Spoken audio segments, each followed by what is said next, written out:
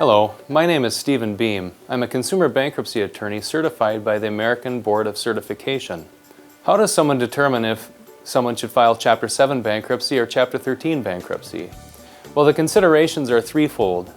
Namely, one looks at somebody's income level, or another consideration is if somebody has assets that they might lose in a Chapter 7 bankruptcy.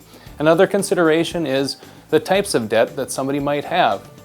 Now in Chapter 7 bankruptcy, again, non-exempt assets are liquidated or sold for an exchange for the discharge of most of someone's debts. In Chapter 13 bankruptcy, that is reorganization bankruptcy where debts are organized into a payment plan that lasts for 3 to 5 years. Now, with Chapter 7 bankruptcy, people with lower incomes should file bankruptcy because typically they satisfy the best interest test propounded by the Bankruptcy Code. Their household income is less than the state average income for a household of their size. Typically in Chapter 7, the bankruptcy exemptions are generous enough to protect all of somebody's assets.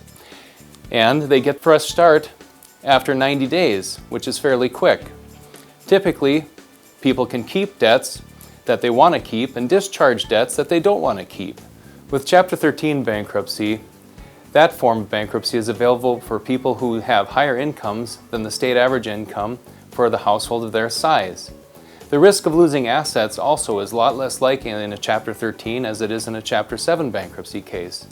In a Chapter 13 bankruptcy, the payment terms of the Chapter 13 plan can be much more favorable and more in line with one's income and living expenses than outside of bankruptcy.